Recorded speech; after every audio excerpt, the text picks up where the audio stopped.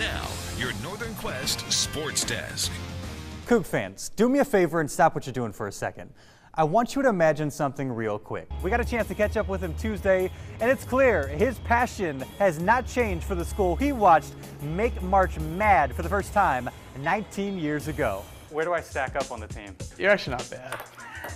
I'll say that. Right, that was not the right shot for me to hit after he says that. Standing in the way of Jamal Morrow and company are the Huskies, who have dominated this rivalry since 2013. Welcome to Husky Stadium on a predictably rainy afternoon here in Seattle, about what we would expect. It helps having a guy like Jonathan Williams, who we've seen, especially in the tournament last year, phenomenal. Hey, slowed this guy down, and he does it. You think it'll start with him? Davenport's answer to that question, as well as one about the decision to suspend Curry, like the entire press conference was mind-numbingly useless. Next time, just send out a press release and leave it at that, okay? Your favorite touchdown pass?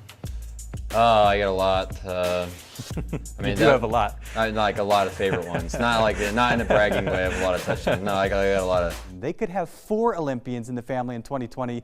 Killian hopes to join Kim on the French hoop squad. And you got to figure he has a chance. I mean, this is a guy, Mark and Jane, with an NBA future. There's no question about it. Gonzaga fans want to keep him around as long as possible. But by that time, he could, of course, be in the NBA. You figure if you're in the NBA, one of the best players from your country, and have a good chance at being in the Summer Games. Good evening, guys. All is quiet here in Rockford, but before the stadium lights went dark, an incredibly memorable scene as the Freeman community rallied together with a football game at the heart of it all. And Evan, it was the football team that made the decision to play tonight, and needless to say, so many people, I think, that came here this evening appreciative of that decision. Now that she's told her story, she has added another layer to her identity. It's probably not one she would give herself, so I, like many others, will do it for her.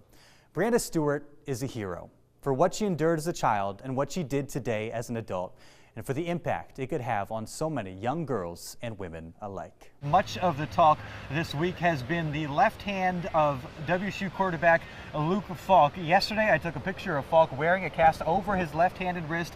He was also less active in the period of practice we were able to watch. When Mike Leach took the podium at today's coaches press conference, the first question he was asked was about the picture we posted and the health of his quarterback. Fortunately, Leach didn't end his rant there. He went on to explain exactly how this could work. He thinks they should go at minimum 16 teams, but really he would like to go 64. So let's break that down. Not a ton of people out there that, you know, have roots like you, and obviously the platform you have now. We see it all the time on SportsCenter. You take a lot of joy in shouting out Jack and Dan's and former Spokane Indian and all that sort of thing. Yeah, the PI. I've got to give the PI more credit now too. Some square cut pizza and all that. The pizza's good. In fact, my voice is on their answering machine. Really? Yeah. So I'll have to give them a call. Have you ever lost to a TV guy in a game of horse before? Nope. And I'm not going to do it now. First time for everything. And I'm not doing it now. Let's play Zags, all right? Z-A-G-S. All right, let's play. This year, some big names had trouble making it to the second week. Top seed Villanova, gone. Duke, one of the trendy picks heading into the dance, bounced by South Carolina. Another 2 seed in Louisville, also out. I got to take a shot. I mean, how often do you have an opportunity on the Final Four floor to hit a three-pointer? So we'll see how this goes. Oh, that is an air ball, all right? And that's why I kept the second ball handy. there it is. Woo! Much better. It must be finals week the way the tests keep coming for Gonzaga. They included a top 10 Florida team, overtime against Texas Sunday, and now a ranked squad coming into the kennel. Bulldogs hosting 25th ranked Creighton, having to go without starting small forward Corey Kispert. He's day-to-day with a sprained ankle. Jays came out firing. Kyrie Thomas connects on the 3 ball. They eventually led by 9. Silas Melson was enormous in the first half. Pokes the ball away, then gets the +1 on the other end. Free throw ties it up at 20 apiece, but Creighton was unrelenting on the offensive end. A very efficient, dynamic offensive team. Marcus Foster from range right in front of Mark Few, then from the same spot. Thomas Berry's another. They were 7 of 14 from deep in the first half. Melson kept the Zags in it from nearly half court, lets it fly at 16 in the first, 21 for the night. Zags trailed by 7 at the break. Jays had the edge in the first. Zags had the goods in the second. Zach Norvell, 0 for 5 heading into the break, came alive in the second and won. Then the nice hanging finish to put GU ahead. This is a great passing team. Jakob Larson to Killian Tilly. Then the play of the night, the hammer from Tilly, a game-high 22 for him, the kennel rockin'. The reason GU took over in the second, Norvell, a.k.a. Snacks, a.k.a. the microwave, because he heats up in a hurry. 7 for 8 in the second, 4 made threes, finished with 21 points. On a night where Josh Perkins scored 5 points, all on free throws with 5 turnovers, his guys handled business in the second for an impressive 91-74 top 25 win. Thanks to her incredible talent, GU earned a little bit of revenge. It's almost artistic. I would kind of compare it to dance in a certain capacity. There's something very, very beautiful and fulfilling about being able to get to the top of a climb. It was something that I really felt effortless doing. And I loved that it was such a whole body and whole mind kind of activity. It really takes kind of everything to be in the moment and to be able to get to the top of a wall. For some, the first step in discovering their potential is making peace with their limitations. I was never really much of an athlete. Hannah Tolson knows that from experience. I was pretty uncoordinated, so I never really found a sport that suited me. Thanks to the insistence of a middle school athletic director Everybody had to try a sport. and a nearby rock climbing gym, Our middle school was about 5 minutes away. she found her passion and discovered just how good an athlete she really is. I tried that and I fell in love with it. That's how Hannah began her ascent. The rest is history, I guess. When the Phoenix native clipped in for the first time, she did so with no expectation that a successful career in the sport would follow. I thought it was kind of too old to jump into it and to really achieve something great. It took just 2 years to dispel that notion. As a 14-year-old, Hannah placed 8th at Youth Nationals. That kind of planted the seed in me, oh my gosh, this could be something that I could really do and be good at. Even though her success continued through high school, when it came time to pick a college, competitive climbing wasn't a factor. Gonzaga checked all my boxes, I guess apart from having a climbing team, and it took me about a week of college to realize that I really wasn't ready to give up competitive climbing. As a freshman, Hannah completed her final year on the youth circuit. With that stage of her career winding down, she came up with a plan. We need to start a climbing team. In order to compete in USA Climbing's Collegiate Nationals, you have to belong to a club team. Before Hannah's arrival, Gonzaga did not have one. This year, Hannah changed that. In March, soon after forming the club, she competed for the first time as its lone representative. Hannah won. Shortly thereafter, she earned an invite to nationals.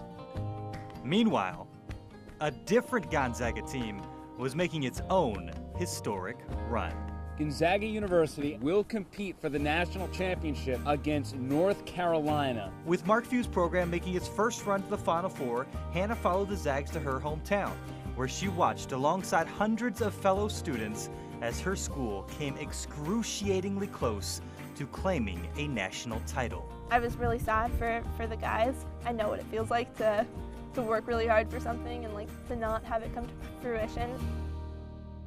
But not long after the loss to UNC, 2 minutes. Hannah realized, oh my God, she could help Gonzaga claim some measure of revenge. this might be another sort of Zags and Tar Heels rematch right now. Just as she expected, Hannah's toughest competition in the Sport Climbing Nationals was Carrie Scott from the University of North Carolina. By the finals day of nationals, when I was sitting in first and she was sitting in second, I was like, oh my God, this could really happen. Since Hannah was a top qualifier, she simply had to complete the climb in finals in order to win. Up until that point, I hadn't even really let myself consider winning to be a possibility, because I felt like that would really, it would really stress me out. Which was the last thing she needed. When I'm about to compete, I have this mental battle in myself with where 1 minute I'm fine and ready to climb, and the next minute I want to curl up into a ball. So it's an emotionally exhausting experience. Hannah climbed last, with 22 other competitors going before her, which meant waiting over 3 hours for her turn in earshot of the arena. Towards the end of the order, you start to hear more cheers from the crowd because people are getting up higher on the climb. The last climber before Hannah was her Tar Heel rival, who made it all the way to the top. That's kind of when I realized, like, all right, game on, like, I have to do this thing too now. By the time Hannah began her ascent on April 29th in San Diego, the hardest part was already behind her. Right before I climb, I'm always really nervous, but kind of right when I get on the wall, this kind of calm comes over me, and I try and just kind of go on autopilot, take it one step at a time, one move at a time. Staying focused on nothing more than what's next, until she locked in the final clip. I started crying. And secured a national championship. It's been kind of years of near misses for me, years of sad car rides home, and, you know, I should have done this or I could have done this. It was retribution, I would say. Claiming the title for herself and for her school. I love representing Gonzaga, and I think it might be part of the reason why I was able to kind of pull it together and take the win this time. Last month, Hannah Tolson gained a clear understanding of her potential by reaching the pinnacle of collegiate climbing. In 3 years, she will set her sights much higher. Rock climbing was added to the list of events in the 2020 Summer Olympics. I have to think, like, why not me? That's kind of how I approach everything. I think it's easy to kind of get caught up in what everyone else is doing and how awesome everyone else is. So, I mean, why not me, you know? It's happened before, why not again? And I love that attitude, and she has earned the right to have that kind of attitude with what she has accomplished thus far. There were 67 women's programs at Nationals, many of which had a dozen or more climbers. Of those 67, Gonzaga placed 18th on the strength of her performance. That's amazing. Just her. She's hoping to grow the club next year and hopefully have some company when they go to the events next season. Well, from the footage you showed from our drone, Sky, too, it looks like she has some pretty wonderful places to practice out here. There's no question about it. If you haven't been to Rocks of Sharon, it is a hike. It is quite literally a hike, but it is gorgeous views of the valley, views of the Palouse, and if you're a rock climber, you gotta love it.